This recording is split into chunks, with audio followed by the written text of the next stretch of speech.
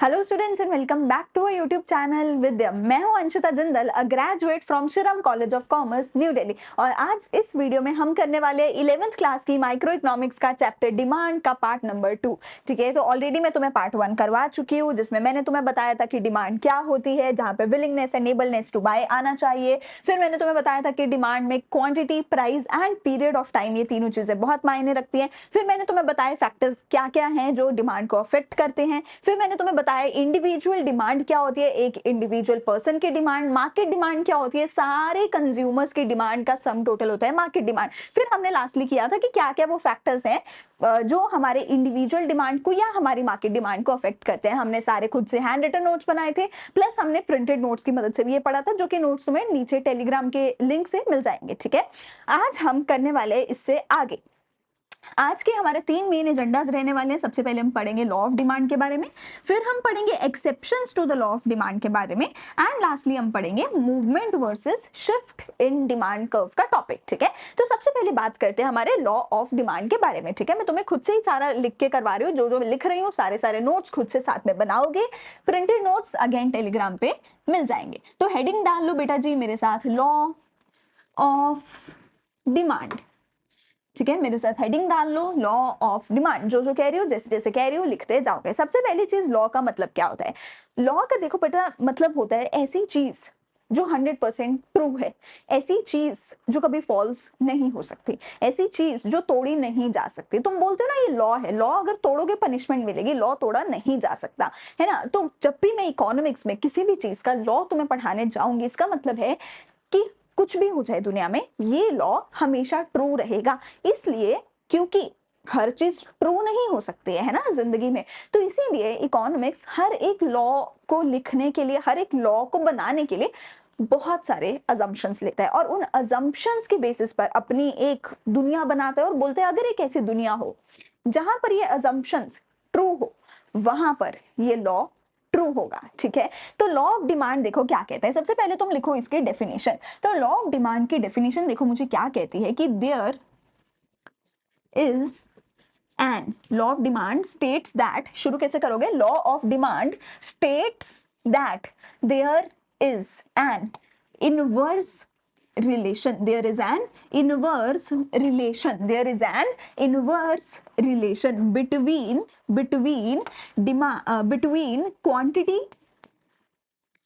quantity demanded of any commodity कहते हैं किसी भी चीज की जो डिमांड तुम कर रहे हो, क्वांटिटी जो डिमांड कर रहे हो उसके बीच में, and price of own commodity. ठीक है, कहते हैं किसी भी चीज की अगर तुम डिमांड कर रहे हो, उसकी डिमांड के बीच में और उसके खुद के प्राइस के बीच में इनवर्स रिलेशन होगा। ठीक है, तो अगर मैं चाय की डिमांड कर रही हूं तो चाय के डिमांड और प्राइस के बीच में इनवर्स रिलेशन होगा। अगर उसका प्राइस बढ़ेगा तो डिमांड कम हो जाएगी, अगर उसका प्राइस कम होगा तो डिमांड ज्यादा हो जाएगी। ये मतलब होता है इनवर्स रिलेशन का कि एक बढ़ेगा दूसरा कम हो जाएगा, एक कम होगा दूसरा बढ़ जाएगा। ये होता है इनवर्स रिलेशन किसी भी दो चीजों के बीच में। ठीक है, तो कहते हैं डिमांड एंड प्राइस के बीच में इनवर्स रिलेशन है। क्या हमेशा ऐसा होगा? हमेशा नहीं होगा, पर लॉ तो हमेशा सच होना चाहिए। तो क्या करना पड़ेगा, अजम्पशन लेना पड़ेगा। अजम्पशन क्या होगा, assuming other factors are constant, assuming other factors are constant। अब इसका समझो मतलब, ये हो गई पूरी डेफिनेशन हमारी लॉ ऑफ डिमांड की। तो लॉ ऑफ डिमांड कहती है कि बेटा किसी भी चीज के डिमांड एंड प्राइस में इनवर्स रिलेशन होगा अगर मैं बाकी सारे फैक्टर्स को कांस्टेंट अज्यूम कर लूं। बाकी सारे फैक्टर्स से देखो मेरा क्या मतलब है, वो सारे फैक्टर्स जिनकी पिछली क्लास में हमने बात करी थी कि हमारा जैसे है प्राइस ऑफ रिलेटेड गुड है। ठीक है, जैसे हमारा प्राइस ऑफ रिलेटेड गुड है, जिसमें हमने सब्स्टिट्यूट एंड कॉम्प्लीमेंट्री के प्राइस के बारे में पढ़ा, फिर मैंने पढ़ा इनकम के बारे में, फिर मैंने पढ़ा फ्यूचर एक्सपेक्टेड प्राइस के बारे में, फिर मैंने 5th नंबर पे पढ़ा था टेस्ट एंड प्रेफरेंस के बारे में, कंज्यूमर के टेस्ट एंड प्रेफरेंस के बारे में पढ़ा था। तो मैंने जितने भी फैक्टर्स अफेक्टिंग डिमांड पढ़े थे पिछले लेक्चर में, मैं कहती हूँ अगर वो सारे फैक्टर्स अफेक्टिंग डिमांड कांस्टेंट हो जाए, अगर सीजन भी ना चेंज हो, वेदर भी ना चेंज हो, कंज्यूमर की इनकम भी ना चेंज हो, कंज्यूमर का टेस्ट एंड प्रेफरेंस भी ना चेंज हो, अगर रिलेटेड गुड्स का प्राइस भी ना चेंज हो, अगर बाकी सारे फैक्टर्स कांस्टेंट हो जाते हैं, तो 110%, तो 110% किसी भी चीज के प्राइस में और उसकी क्वांटिटी डिमांडेड में एक इनवर्स रिलेशन मुझे देखने को मिलने वाला है। क्या बोला मैंने? अगर सारे फैक्टर कांस्टेंट हो जाते हैं, अगर बाकी सारे फैक्टर्स स्टैचू हो जाते हैं, रुक जाते हैं, जब तक स्टैचू ओवर नहीं बोलेंगे तब तक स्टैचू रहेंगे सारे फैक्टर्स, तो ऐसे केस में बेटा किसी भी चीज का प्राइस और उसके डिमांड में इनवर्स रिलेशन होने वाला है। इनवर्स का देख लो क्या मतलब होता है। इनवर्स का मतलब ये अगेन भाई बहन है, एक साथ चल ही नहीं सकते। अगर एक को लेफ्ट जाना है दूसरे ने राइट जाना ही जाना है, ये दोनों साथ में चल ही नहीं सकते। अगर एक बढ़ेगा तो 110% आंखें बंद करके दूसरा गिरेगा, और अगर एक गिरेगा तो दूसरा पक्का से बढ़ेगा। ये होता है इनवर्स रिलेशन। इनवर्स का उल्टा होता है बेटा डायरेक्ट रिलेशन। डायरेक्ट रिलेशन का क्या मतलब होता है? ये बढ़ेगा तो दूसरा भी बढ़ेगा, एक गिरेगा तो दूसरा भी गिरेगा, ये होता है डायरेक्ट रिलेशन। देखो दोनों सेम डायरेक्शन में जा रहे हैं, पर ये है इनवर्स रिलेशन। एक बढ़ेगा तो दूसरा गिरेगा, एक गिरेगा तो दूसरा बढ़ेगा, दोनों हमेशा ऑपोजिट डायरेक्शन में जा रहे हैं, तो इसी को मैं इनवर्स रिलेशन बोलती हूँ। ठीक है, इसी के नीचे तुम लिख सकते हो कि इनवर्स रिलेशन का क्या मतलब है। इनवर्स रिलेशन का क्या मतलब है कि प्राइस बढ़ेगा, डिमांड गिरेगी, प्राइस गिरेगा, डिमांड बढ़ेगा। इसके बाद अगला थर्ड पॉइंट तुम जो यहाँ पर बनाओगे, डेफिनेशन लिख लिया, इनवर्स रिलेशन का मतलब लिख लिया। अगली चीज तुम यहाँ पर मेरे पास सबसे पहले बनाओगे डिमांड शेड्यूल। ठीक है, डिमांड शेड्यूल। डिमांड शेड्यूल का देखो क्या मतलब होता है कि न्यूमेरिकली मैं एक्सप्रेस करने वाली हूँ, न्यूमेरिकली बेसिकली मैं एक्सप्रेस करने वाली हूँ रिलेशन प्राइस और डिमांड का। डिमांड शेड्यूल का मतलब मैं न्यूमेरिकली एक्सप्रेस करने वाली हूँ relation price and quantity demanded का या डिमांड का। ठीक है, तो मैं एक साइड पे प्राइस लिख रही हूँ और दूसरी साइड पे मैं क्वांटिटी लिख रही हूँ, और मुझे पता है कि अगर प्राइस बढ़ने लग जाएगा, अगर प्राइस बढ़ने लग जाएगा तो क्वांटिटी डिमांडेड जो है वो हर हाल में गिरने लग जाएगी, डिक्रीज होने लग जाएगी। मुझे पता है कि प्राइस बढ़ रहा है तो ये गिरेगा, तो ये गिरेगा, बात खत्म हो गई। तुम इसको ऐसे भी बना सकते हो, सबसे पहले ये बना लिया तो भी ठीक है। अब इसका एक और एग्जांपल दिखाती हूं मैं। तुम इसको ऐसे भी बना सकते हो कि अगर प्राइस अभी मैंने बढ़ाया था, अगर प्राइस गिरेगा, अगर प्राइस गिर रहा है तो क्वांटिटी डिमांडेड बढ़ने लग जाएगी। तुम इसको ऐसे भी बना सकते हो कि दोनों इनवर्स होने चाहिए। ये ठीक है, एक गिर रहा है दूसरा बढ़ रहा है, एक बढ़ रहा है दूसरा गिर रहा है। ये गलत है कि मैंने इसको भी गिरा दिया और मैंने इसको भी गिरा दिया। देखो ये भी गिर रहा है, ये भी गिर रहा है, ये गलत है, ये सही नहीं हो सकता। अगर प्राइस गिर रहा है तो डिमांड गिर नहीं सकती, तो डिमांड को बढ़ना होगा। और अगर डिमांड गिर रही है, साफ हो जाए यार, अगर डिमांड गिर रही है तो हमेशा कुछ भी करके हमें प्राइस को बढ़ाना होगा। इन ऑल केसेस हमें इन दोनों के बीच में इनवर्स रिलेशन दिखाना होगा। मैम नंबर क्या लिखे? तुम्हें इस दुनिया का जो भी नंबर अच्छा लगे उसका टेबल लिख दो, एक बार सीधा एक बार उल्टा, बात खत्म। तुम्हें 1 का टेबल अच्छा लगता है 1 का टेबल लिख दो, 2 का, 3 का, 4, 5, 6, 7, 13 जिसका भी अच्छा लगे उसका टेबल लिख देना, एक बार सीधा एक बार उल्टा, तुम्हारा डिमांड शेड्यूल बन जाएगा। मुझे अगर 5 का टेबल अच्छा लगता है तो मैं 5 का लिख रही हूँ, 5, 10, 15, 20, यहाँ पे उसको उल्टा करके लिख दूंगी। अच्छा जरूरी नहीं है कि तुम्हें सेम ही टेबल लिखना है। इधर मैंने 5 का लिख दिया, इधर मैं 10 का लिख देती हूँ, इधर मैं लिख देती हूँ फॉर एग्जाम्पल 40, 30, 20, 10, कुछ भी नंबर लिख सकते हो दुनिया का, बस इधर सीधा तो उधर उल्टा, उधर सीधा तो इधर उल्टा, दोनों को इनवर्स होना चाहिए, एक दूसरे के ऑपोजिट होना चाहिए। ठीक है जी, ये हो गया मेरा। चलो तो फाइनली मेरी पकड़ में आ गया, तो ये हो गया हमारा डिमांड शेड्यूल। ठीक है, तो इधर मैं लिख देती हूँ 5, 10, 15, 20, इधर मैं लिख रही हूँ 20, 15, 10 एंड 5। ठीक है जी, ये हो गया मेरा डिमांड शेड्यूल। अगली चीज, अगला पॉइंट, अगली हेडिंग हम क्या डालने वाले हैं? अगली हेडिंग हम डालने वाले हैं डिमांड कर्व। अगली हेडिंग हम क्या डालने वाले हैं बेटा जी? Demand curve. ठीक है, डिमांड कर्व का देखो सिंपली क्या मतलब है कि वही डिमांड एंड प्राइस का मैं रिलेशन तुम्हें दिखाऊंगी with the help of a diagram. Diagrammatically relation हम दिखा रहे हैं, या फिर तुम बोल सकते हो ग्राफिकली, मैं डायग्रामेटिकली या फिर ग्राफिकली तुम्हें अब रिलेशन दिखाऊंगी डिमांड एंड प्राइस का, ठीक है जी। तो पहले मैंने तुम्हें देखो लिख के बताया, डेफिनेशन की फॉर्म में बताया, ठीक है, कि एक बढ़ेगा तो दूसरा कम होगा, इनवर्स रिलेशन होगा। पहले मैंने तुम्हें लिख के बताया डेफिनेशन की फॉर्म में, ठीक है। फिर हमने यहाँ पे एरोस की मदद से बताया, फिर हम उसी रिलेशन को टेबल की मदद से बता रहे हैं, न्यूमेरिकली बता रहे हैं। अब उसी रिलेशन को हम लोग डायग्रामेटिकली बताएंगे, with the help of a graph हम उसी रिलेशन को बताएंगे। तो अगर मैं डायग्रामेटिकली उसी रिलेशन को दिखाती हूँ तो उस रिलेशन को मैं क्या बोल दूंगी, डिमांड का कर्व बोल दूंगी। अच्छा, ये जो मैं कर्व बनाऊंगी ना, ये कर्व मैं बनाऊंगी on the basis of our demand का शेड्यूल, ठीक है। शेड्यूल में मैंने नंबर्स लिखे थे, उन्हीं नंबर्स को अगर मैं एक ग्राफ के ऊपर प्लॉट कर दूंगी, उन्हीं नंबर्स को अगर मैं एक ग्राफ के ऊपर प्लॉट कर दूंगी तो मेरा ग्राफ बन जाएगा, ठीक है। ये हो गया ओ वाई एक्सिस, ये हो गया ओ एक्स एक्सिस, ठीक है जी। एक चीज याद रखना, डिमांड या फिर सप्लाई, दोनों चीजों को हमेशा ओ एक्स एक्सिस पे लिखा जाएगा। डिमांड को हमेशा ओ एक्स एक्सिस पे लिखा जाएगा, या फिर सप्लाई का चैप्टर हम आगे पढ़ेंगे, उसको भी ओ एक्स एक्सिस पे लिखा जाएगा। तो दूसरी साइड पे हमेशा क्या आएगा, प्राइस। इसको उल्टा मत करके आना, प्राइस को इधर या उधर मत लिख कर आना। प्राइस यहाँ पे क्वांटिटी डिमांडेड यहाँ पे रहेगी। तो ये मैंने 5, 10, 15, 20 लिया था, 10, 15 और 20 लिया था, ठीक है। यहाँ पे भी मैंने 5, 10, 15 और 20 लिया था। तो मुझे पता है अगर प्राइस 20 था तो डिमांड 5 थी, फिर ये 15 और 10 हो गए, फिर ये 10 और 15 हो गए, फिर ये 5 और 20 हो गए। तो मैंने कुछ भी नहीं किया, तुम देखो ना, जो तुमने नंबर लिखे हैं टेबल में, उन्हीं नंबर्स को जोड़ के मैंने एक जो है ग्राफ प्लॉट कर दिया, उतना ही किया है मैंने, और तो कुछ किया नहीं है। अब अगर मैं इन्हीं सभी पॉइंट्स को जोड़ के एक स्ट्रेट लाइन बना देती हूँ, इन्हीं सभी पॉइंट्स को जोड़ के एक स्ट्रेट लाइन बना देती हूँ और यहाँ पे डी और डी लिख देती हूँ, तो ये जो डी और डी है ये मेरा क्या बन गया, एक डिमांड ग्राफ बन गया, एक डिमांड कर्व बन गया। Demand schedule, demand curve, law of demand, 3 चीजें मैंने तुम्हें बताई हैं। लॉ ऑफ डिमांड ने थ्योरेटिकली बताया कि there is an inverse relation, फिर हमने नंबर्स की फॉर्म में बताया, एक बढ़ेगा दूसरा कम होगा। अब मैंने ग्राफ की मदद से बताया कि कुछ ऐसा ग्राफ बनेगा मेरा डिमांड कर्व का, इसको मैं क्या बोल रही हूँ, ये मेरा क्या है, डिमांड कर्व है। तुम एक चीज मुझे देखकर बताओ, अभी के अभी मुझे कमेंट सेक्शन में इतना बताओ, ये जो डिमांड कर्व है ये ऊपर की तरफ जा रहा है या ये नीचे की तरफ आ रहा है? ये जो डिमांड कर्व है ये ऐसे ऊपर जा रहा है या नीचे आ रहा है? मैं हर साल ये बच्चों से पूछती हूँ और आधे बच्चे ऊपर बोलते हैं, आधे बच्चे नीचे बोलते हैं। तो तुम मुझे कमेंट सेक्शन में बताओ अभी के अभी, क्या ये ऊपर जा रहा है, क्या ये नीचे जा रहा है? अगर ये ऊपर जाता हुआ तुम्हें लग रहा है तो तुम कमेंट सेक्शन में लिखोगे अपवर्ड स्लोपिंग, और अगर तुम्हें लग रहा है कि ये नीचे आ रहा है तो तुम क्या लिखोगे, तुम लिखोगे डाउनवर्ड।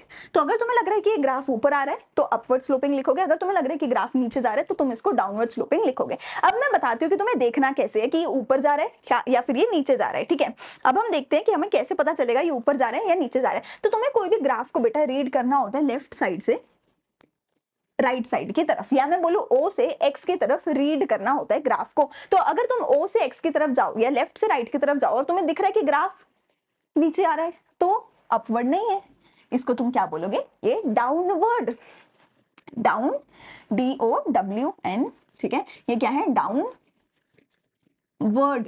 स्लोपिंग ग्राफ है। ये क्या है, डाउनवर्ड स्लोपिंग ग्राफ है। एक और चीज मैं तुम्हें बता देती हूँ, अगर दुनिया में किसी भी चीज का इनवर्स रिलेशन होगा, किसी भी चीज का अगर इस दुनिया में इनवर्स रिलेशन होगा, जैसे कि यहाँ पे प्राइस और डिमांड का था, तो हमेशा जिस भी चीज का इनवर्स रिलेशन होता है हमेशा उस चीज का जो ग्राफ है वो डाउनवर्ड स्लोपिंग बनता है। तो लेफ्ट से राइट को अगर मैं देखूं तो ग्राफ नीचे की तरफ जा रहा है, तो ये डाउनवर्ड स्लोपिंग ग्राफ है, इसको इनवर्स रिलेशन हम बोलते हैं, ठीक है जी।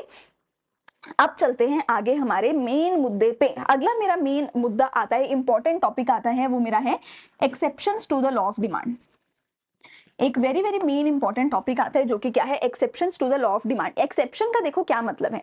अच्छा, एक और चीज यहाँ पे देख लो, इंडिविजुअल डिमांड का शेड्यूल एंड मार्केट डिमांड का शेड्यूल। जो मैंने अभी तुम्हें डिमांड शेड्यूल करवाया है नंबर्स के फॉर्म में, वो इंडिविजुअल डिमांड का शेड्यूल है कि एक ही चीज का प्राइस एक ही कंज्यूमर की क्वांटिटी डिमांड है, ठीक है। लेकिन अगर मैं मार्केट शेड्यूल की बात करूं, मार्केट डिमांड का शेड्यूल कैसा बनेगा, पिछली वीडियो में मैंने बोला था मार्केट डिमांड मतलब हर एक इंडिविजुअल की डिमांड को प्लस कर देना तो मार्केट डिमांड बन जाएगी। तो मेरे पास अगर हाउस होल्ड 1 है, हाउस होल्ड 2 है, अगर मैं इन दोनों को, हाउस होल्ड ए है, हाउस होल्ड बी है, अगर मैं इन दोनों हाउस होल्ड्स की डिमांड को प्लस कर दूं तो मार्केट डिमांड का शेड्यूल बन जाएगा। और कुछ नया नहीं करना, प्राइस बढ़ रहा है तो इसकी डिमांड भी कम होगी, इसकी डिमांड भी कम होगी, इसकी डिमांड लिख दी, इसकी डिमांड लिख दी, एंड इन दोनों को प्लस करके मार्केट डिमांड का शेड्यूल बना दिया। अच्छा, मार्केट डिमांड का कर्व कैसा बनेगा, पहले ए का डिमांड कर्व बना देना, फिर बी का डिमांड कर्व बना देना, फिर मार्केट डिमांड का कर्व बना देना। कर्व कैसे बनेगा?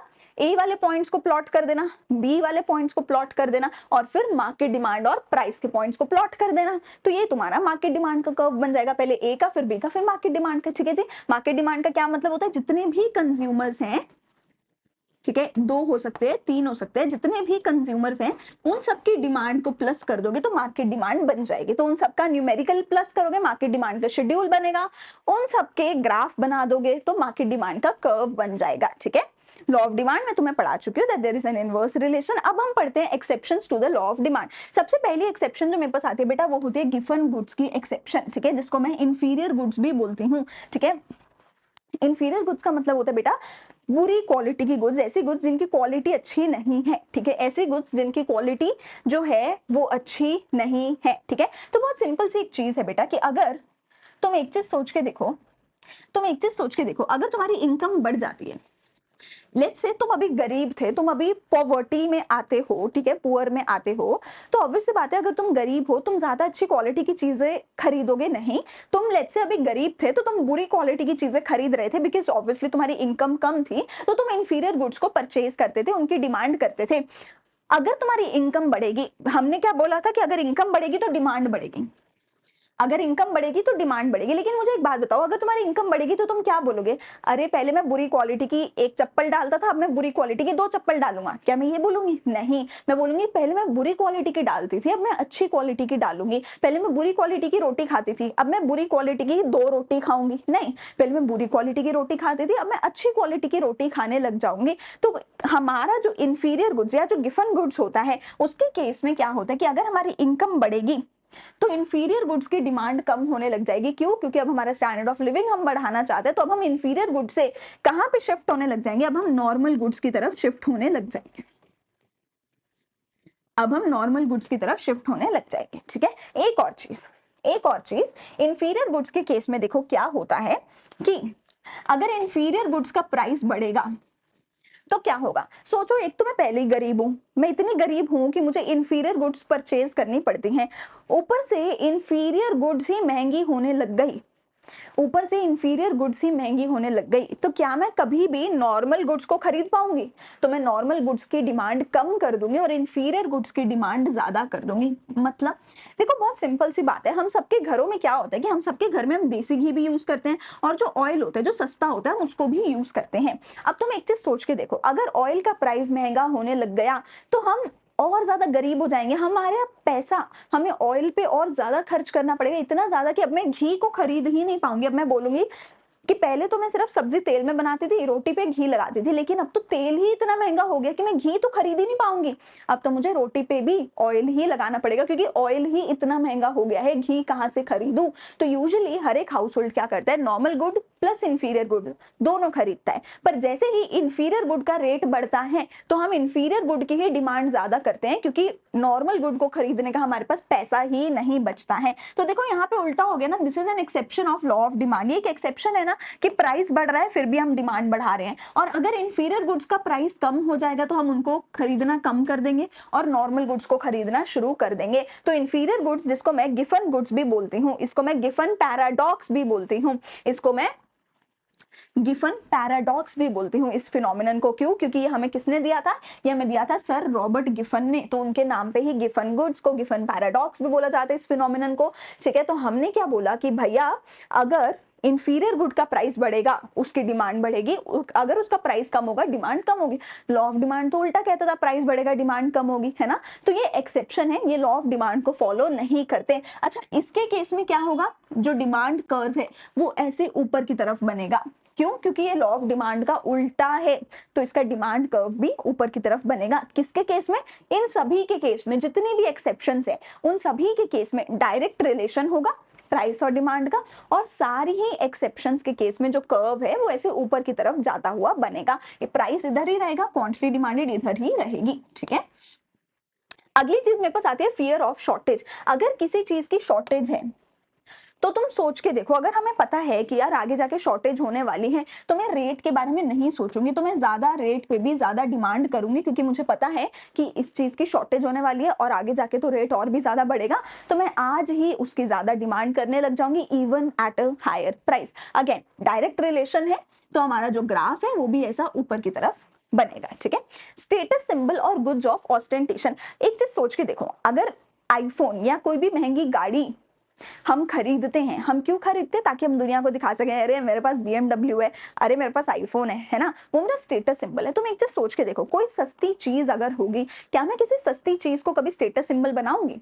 ऑब्वियसली नहीं बनाऊंगी। मैं सस्ती चीजों को स्टेटस सिंबल नहीं बनाऊंगी, मैं ऐसी चीजों को स्टेटस सिंबल बनाऊंगी जिनका रेट ज्यादा होगा। तो कोई चीज स्टेटस सिंबल बनाई ही तब जाती है जब उसका रेट ज्यादा होता है, और जो चीजें स्टेटस सिंबल होती हैं उनकी डिमांड तभी ज्यादा होती है तब जब वो महंगी होती हैं। BMW जितनी ज्यादा महंगी होगी, अमीर लोग उसकी उतनी ज्यादा डिमांड करेंगे। क्यों? क्योंकि उतना ज्यादा उनका स्टेटस सिंबल बड़ा बनेगा। तो जो चीजें स्टेटस सिंबल होती हैं वो भी ज्यादा प्राइस पे ज्यादा बिकती हैं। ठीक है, अगली चीज आती है नेसेसिटीज ऑफ लाइफ। जो चीजें नेसेसिटी होती हैं, हमें उनसे फर्क नहीं पड़ता है कि वो कितनी भी महंगी हो, हमें हायर प्राइस पे भी हमारी डिमांड ज्यादा ही रहती है। लाइक अगर मेडिसिन महंगी हो गई तो तुम क्या बोलोगे? ठीक है, पैसा बचाते हैं चाहे जान चली जाए। नहीं, मेडिसिन जितनी भी महंगी हो जाए तुम उसकी डिमांड ज्यादा ही करोगे। आटा, चावल, दालें, ठीक है, ये सारी चीजें कितनी भी महंगी हो जाए, नमक खाना नहीं छोड़ दोगे, आटा खाना छोड़ नहीं दोगे, कितना भी महंगा हो जाए तुम उसको खाओगे। तो इन सब का भी प्राइस ज्यादा होने पर भी डिमांड ज्यादा होती है। अगली चीज आती है फैशन रिलेटेड गुड्स। जो भी चीजें फैशन में होती हैं, फैशन में होने का मतलब ही यही है कि हमारे को ये दिखाना है और एक तरीके से मेरा स्टेटस सिंबल बन रहा है, अरे बड़ी फैशनेबल चीजें डालता है। और जो भी चीज फैशन में होती है ऑटोमेटिकली उसका रेट भी ज्यादा होता है, एंड फैशनेबल चीजों को भी हम एक हायर प्राइस पे ज्यादा डिमांड करते हैं। चाहे जो चीज फैशन में है, मुझे उस वक्त सिर्फ इस चीज से फर्क पड़ रहा है कि ये चीज फैशन में है, मुझे उस वक्त इस चीज से फर्क ही नहीं पड़ रहा कि वो कितनी महंगी है। तो जो चीज फैशन में है उस पे भी ज्यादा प्राइस पे ज्यादा डिमांड करी जाती है। ऐसे एक और पॉइंट आता है मेरे पास रेयर गुड्स का। ऐसे एक और पॉइंट आता है मेरे पास रेयर गुड्स का। रेयर गुड्स ऐसी रेयर चीजें होती हैं जो बहुत रेयर है, जो मुझे रेयरली देखने को मिलती हैं। ठीक है, कोई चीज जो एग्जीबिशन वगैरह में हम कई बार देख सकते हैं। ठीक है, या फिर कोई ऐसी चीज होती है जिसपे बोली लगाई जाती है ना, जो बहुत रेयर है, फिर वो बिकती है, फिर कोई खरीदता है और दिखाता है कि अरे देखो इतनी रेयर गाड़ी, इतना रेयर कोई पीस सिर्फ मेरे पास है। तुम सोच के देखो, जो चीज रेयर है it's again kind of a status symbol. ठीक है, तो उसका रेट बहुत ज्यादा रखा जाता है ताकि उसकी रेयर चीज की डिमांड ज्यादा हो सके। ठीक है, रेयर चीज जो है वो ज्यादा रेट पे ही ज्यादा डिमांड करी जाती है। अगर कोई चीज रेयर है पर बहुत सस्ती है तो हर कोई उसको खरीद लेगा, फिर तो हर कोई उसको खरीदने को तैयार हो जाएगा क्योंकि वो बहुत सस्ती है। फिर वो रेयर कैसे होगी? रेयर का मतलब ही ये होता है कि वो सबके पास ना हो। रेयर का मतलब ही ये होता है कि वो सिर्फ और सिर्फ मेरे पास होनी चाहिए, वो किसी और के पास नहीं है।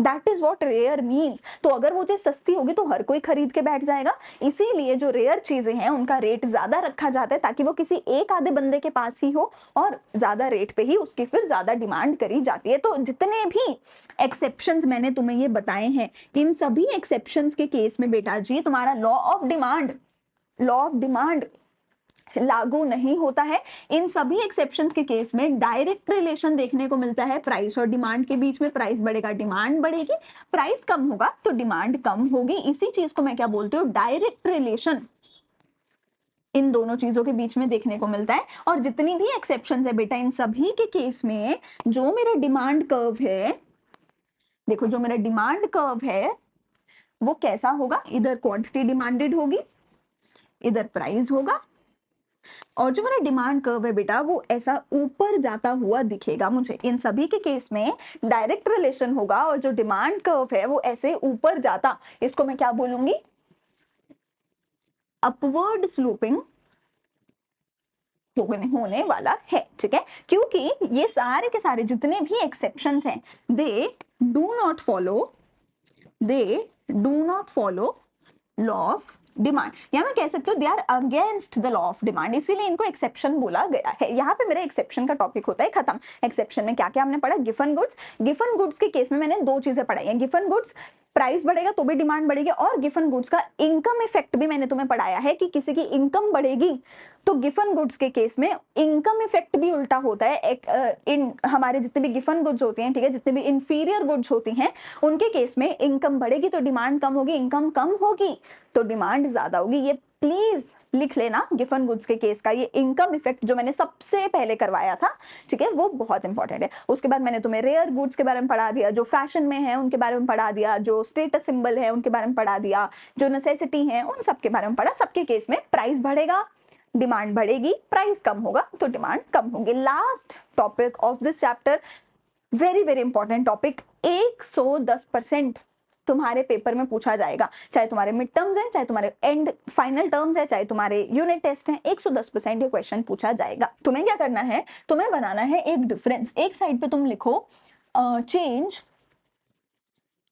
इन क्वांटिटी, एक साइड पे हेडिंग लिखोगे चेंज इन क्वांटिटी डिमांडेड, और दूसरी साइड पे तुम लिखोगे चेंज इन डिमांड। दूसरी साइड पे तुम क्या लिखोगे, चेंज इन डिमांड, ठीक है जी। चलो अब इस डिफरेंस में ना बेटा जो थोड़ी सी मुश्किल बात है ना, ट्रिकी बात है ना, वो ये है कि यूजुअली ना जो क्वेश्चन आता है डिफरेंस का वो हेडिंग्स के बारे में ही पूछता है कि differentiate between change in demand, quantity demanded versus change in demand. पर इसमें जो क्वेश्चन आएगा, मैं तुम्हें जैसे यहाँ पे 5-6 पॉइंट करवाऊंगी, तो जो क्वेश्चन होगा वो 5-6 पॉइंट्स में से कोई भी एक पॉइंट उठा के क्वेश्चन डाल देगा कि इसके 5th पॉइंट वर्सेस इसके 5th पॉइंट में डिफरेंस करो। तो इस डिफरेंस में तुम्हें ईच एंड एवरी पॉइंट का मतलब पता होना चाहिए, ईच एंड एवरी पॉइंट पता होना चाहिए कि वो इसको बिलोंग करता है या इसको बिलोंग करता है, क्योंकि इसमें किसी भी पॉइंट के ऊपर क्वेश्चन पूछा जा सकता है। तो विच इज वाई ये बहुत ज्यादा इंपॉर्टेंट एंड बहुत ज्यादा ट्रिकी बन जाता है, क्योंकि एक छोटे से टॉपिक में से 8-10 तरीके के क्वेश्चन निकाले जा सकते हैं, ठीक है। सबसे पहले हम लिखते हैं डेफिनेशन, इसकी भी और इसकी भी क्या डेफिनेशन होने वाली है। तो डेफिनेशन ना मैं तुम्हें खुद से नहीं लिख के बता रही हूँ, ठीक है, तुम यहाँ से लिखोगे डेफिनेशन।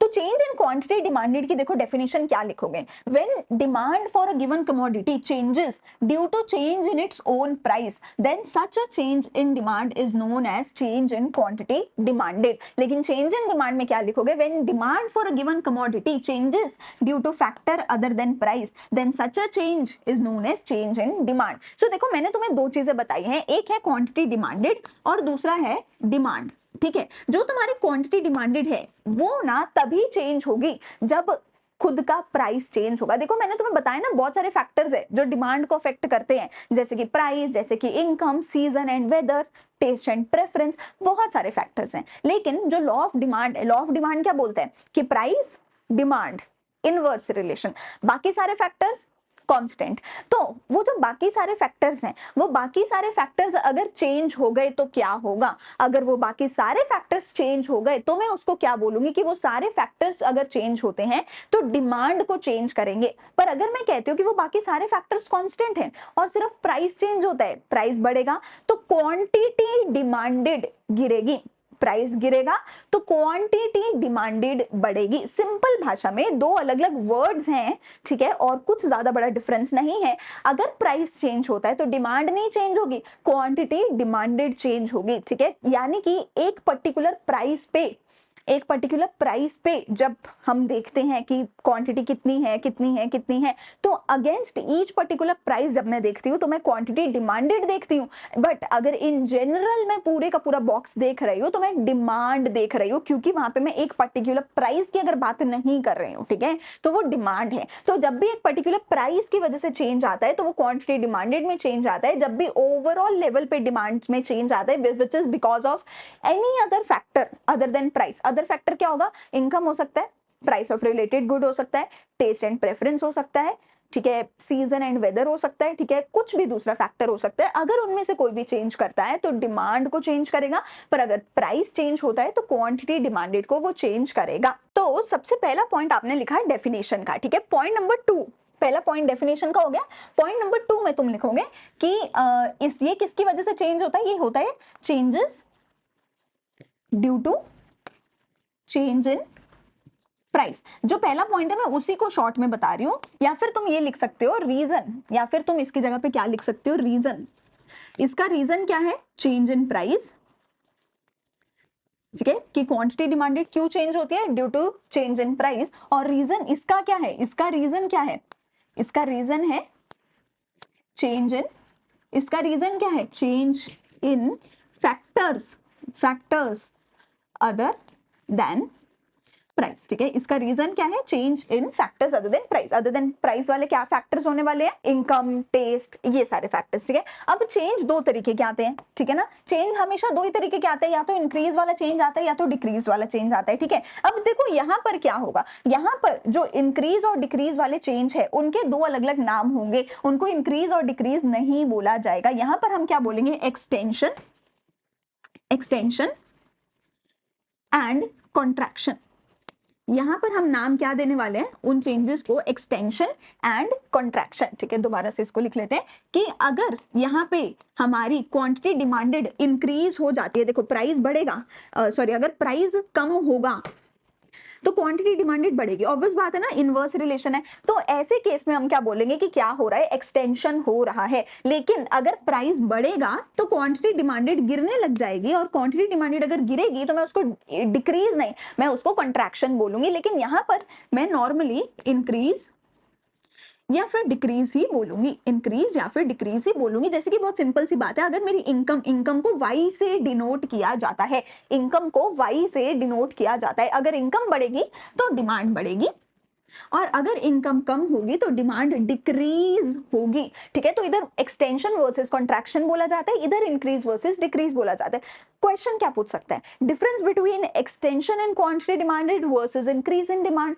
सो आपको क्या करना होगा, उसमें इधर वाले सारे पॉइंट्स लिखने होंगे और इधर वाले सारे पॉइंट्स लिखने होंगे कि एक्सटेंशन क्यों होती है, due to change in price. Extension के केस में क्या बोलोगे, change in quantity demanded. Increase क्यों होती है, due to factors other than price. Increase के केस में क्या बोलोगे, चेंज इन डिमांड बोलोगे। ठीक है, अच्छा कैसे दिखाया जाता है, ये जो चेंज होता है इसको कैसे दिखाया जाता है बेटा, इस केस में क्या होती है, मूवमेंट इन डिमांड होती है। ठीक है, इसको ऊपर लिखते हैं हम। तो इस केस में ना बेटा क्या होती है, मूवमेंट इन डिमांड कर्व होती है, मूवमेंट इन डिमांड कर्व होती है। वेयरएज इस केस में बेटा क्या होता है, शिफ्ट इन डिमांड कर्व होता है। इस केस में क्या होता है, शिफ्ट इन डिमांड कर्व होता है। देखो मतलब क्या है, इसका मतलब क्या है, देखो बहुत सिंपल भाषा में मैं बताती हूँ। अगर प्राइस गिरेगा क्वांटिटी डिमांडेड बढ़ेगी, प्राइस बढ़ेगा क्वांटिटी डिमांडेड गिरेगी। ठीक है, इसको हम सिंपली ऐसे देख सकते हैं कि मैं यहाँ पे अगर एक डिमांड कर्व बनाऊं, अगर मैं यहाँ पर एक डिमांड कर्व बनाऊं, ठीक है, तो क्या होगा, देखो तो ये मैंने ना ग्राफ बना लिए, इधर भी बना लिए दो, इधर भी बना लिए दो। ठीक है, अगर प्राइस गिरेगा क्वांटिटी डिमांडेड बढ़ेगी, प्राइस बढ़ेगा क्वांटिटी डिमांडेड गिरेगी। डिमांड कर्व कैसा होता है, मैंने पहले भी तुम्हें बताया था, डिमांड कर्व ऐसे नीचे जाता हुआ एक डाउनवर्ड स्लोपिंग ग्राफ होता है। ठीक है, ये डिमांड कर्व मेरा हो गया, यहाँ पर भी नीचे जाता हुआ डाउनवर्ड स्लोपिंग एक ग्राफ होगा। ठीक है, इधर भी सेम ही चीज होगी, नीचे जाता हुआ डाउनवर्ड स्लोपिंग होगा, नीचे जाता हुआ डाउनवर्ड स्लोपिंग डिमांड कर्व होगा। देखो अगर प्राइस गिरेगा क्वांटिटी डिमांडेड बढ़ेगी। ठीक है, प्राइस कहां होता है, प्राइस यहाँ पे होता है। प्राइस अगर गिरेगा, प्राइस यहां से यहां आ गया, क्वांटिटी डिमांडेड बढ़ेगी, इधर से इधर चली जाएगी। तो क्या कहना है इसे कि यहां से यहां पे आ जाएगा जी मेरा ग्राफ, तो मेरा जो ग्राफ है वो यहां चला जाएगा। इधर देखो, इधर भी यही है कि ये प्राइस है, प्राइस बढ़ेगा, प्राइस बढ़ेगा तो क्वांटिटी डिमांडेड गिरेगी, वो यहां से यहां आ जाएगी। तो प्राइस पहले यहां से यहां हुआ, ये यहां से यहां हुआ, तो यहां से यहां पे आ गई मेरी quantity demanded. Can you see, ये इधर से इधर आ गया क्योंकि प्राइस गिरा, क्वांटिटी डिमांडेड बढ़ गई, और प्राइस कम, प्राइस इंक्रीज हुआ, क्वांटिटी डिमांडेड गिर गई। ये ऐसा हुआ। तुम मेरे जो एरो है, एरो का मूवमेंट देखो, ये नीचे को आ रहा है, एरो का मूवमेंट ऊपर को जा रहा है। तो इस केस में क्योंकि एरो का मूवमेंट नीचे को है, मैं इसको क्या नाम देने वाली हूं, एक्सटेंशन के केस में एरो का मूवमेंट नीचे है तो मैं इसको क्या नाम देने वाली हूं, downward movement in demand curve.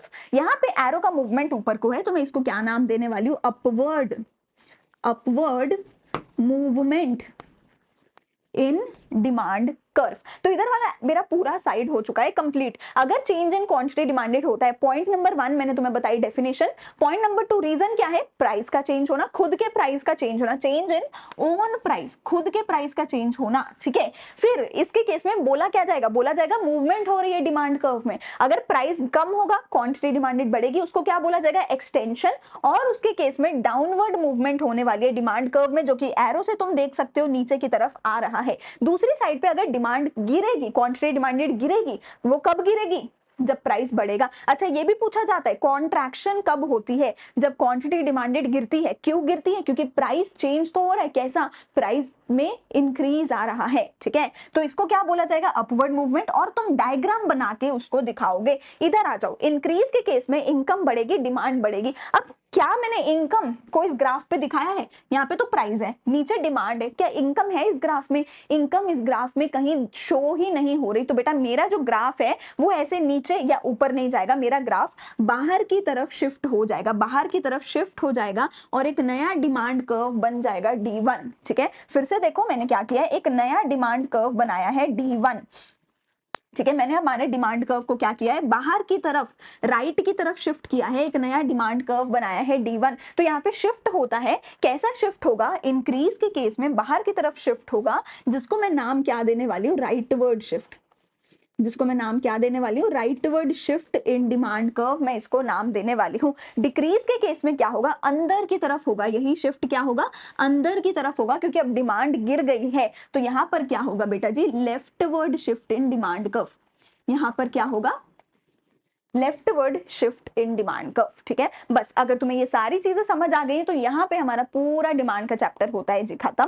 Please इसका एक बार पूरी चीज का ले लो तुम स्क्रीनशॉट। पॉइंट नंबर 1 तुम्हारा होना चाहिए definition, point number 2 reason, point number 3 कि what is it called, it is called as movement, it is called as shift, point number 4 extension and contraction, point number 5 extension और contraction होता क्यों है, extension price गिरने की वजह से, contraction price बढ़ने की वजह से। यहाँ पे इनकम बढ़ा, इनकम गिरा। यहाँ पे कोई दूसरा पॉइंट भी तुम बता सकते हो, टेस्ट एंड प्रेफरेंस या दूसरे फैक्टर्स का नाम भी तुम यहाँ पे बता सकते हो, ठीक है। अगला पॉइंट, एक्सटेंशन को क्या बोला जाता है, point number 6 downward, upward, rightward, leftward. And point number 7 तुम्हारा डायग्राम, पॉइंट नंबर 7 में आएगा तुम्हारा कर्व, ठीक है, डाउनवर्ड, अपवर्ड, राइटवर्ड, लेफ्टवर्ड का कर्व आएगा। अच्छा एक और लास्ट पॉइंट, ठीक है, एक और लास्ट पॉइंट, सिंपल सा 8th पॉइंट में बेटा तुम्हें क्या करके दिखाना है, तुम बना सकते हो इसका डिमांड का शेड्यूल,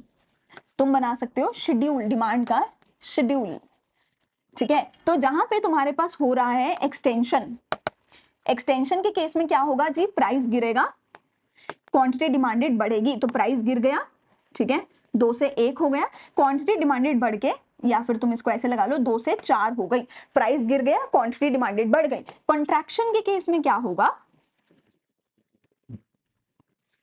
प्राइस बढ़ेगा, क्वांटिटी डिमांडेड गिरेगी, प्राइस बढ़ेगा, क्वांटिटी डिमांडेड गिरेगी। पॉइंट नंबर 8 है, ठीक है, मैं 8 पॉइंट ऑलरेडी करा चुकी हूं। यहाँ पे क्या होगा, अगर इंक्रीज के केस में क्या होगा, देखो मैंने बोला प्राइस से उसको कोई असर नहीं पड़ता, तो प्राइस मेरा सेम है, पर क्वांटिटी डिमांडेड फिर भी बढ़ गई। क्वांटिटी डिमांडेड क्यों बढ़ी है, सॉरी डिमांड फिर भी बढ़ गई, क्वांटिटी डिमांडेड तो इधर था, ठीक है, डिमांड क्यों बढ़ी है, क्योंकि इनकम बढ़ गई, टेस्ट एंड प्रेफरेंस बढ़ गई, फैशन कुछ भी हो गया, तो प्राइस सेम है, डिमांड बढ़ गई। डिक्रीज के केस में क्या होगा, डिक्रीज के केस में क्या होगा कि प्राइस सेम है और डिमांड गिर गई। ये हो गया पॉइंट नंबर 8 जो कि टेबल, यहाँ पे पूरा चैप्टर होता है समाप्त, ठीक है। 8 के 8 पॉइंट तुम यहाँ से देख सकते हो, ठीक है, यहाँ पे भी तुम देख सकते हो, ठीक है। तो फर्स्ट इज डेफिनेशन, बाकी ये सारे पॉइंट्स प्लीज इन सबको अच्छे से याद कर लेना, क्योंकि क्वेश्चन किसी भी पॉइंट से पूछा जा सकता है। क्वेश्चन कैन आस्क क्यों कि एक्सटेंशन और इंक्रीज में क्या फर्क है, तो तुम्हें बताना होगा ये सारे के सारे 8 के 8 पॉइंट्स, ठीक है। किसी ना किसी एक पॉइंट पे क्वेश्चन पूछ लेगा, बाकी 8 के 8 पॉइंट तुम्हें बताना होगा। अगर वो एक्सटेंशन और कॉन्ट्रैक्शन का पूछ ले तो भी बताना होगा, इसका डायग्राम बनाओगे, डाउनवर्ड मूवमेंट लिखोगे, ये लिखोगे, ये सब कुछ लिखोगे, और इसका टेबल बनाओगे, इसका टेबल बनाओगे, तो तुम्हें हर एक चीज लिख कर आनी पड़ेगी। किसी भी पॉइंट से क्वेश्चन पूछा जा सकता है, मूवमेंट वर्सेस शिफ्ट पूछा जा सकता है, change in quantity demanded, change in demand पूछा जा सकता है, एक्सटेंशन वर्सेस कॉन्ट्रैक्शन पूछा जा सकता है, इंक्रीज वर्सेस डिक्रीज पूछा जा सकता है, डायग्राम दे के पूछा जा सकता है ये डायग्राम किस चीज का है, टेबल दे के पूछा जा सकता है कि ये टेबल क्या बता रहा है। फॉर एग्जाम्पल ये टेबल तुम्हें क्या बता रहा है कि प्राइस सेम है, डिमांड बढ़ी है तो मतलब इंक्रीज है, और अगर प्राइस की वजह से कोई चेंज आ रहा है तो ये टेबल क्या बता रहा है। तुम्हें टेबल दे के पूछ लिया जा सकता है एमसीक्यू में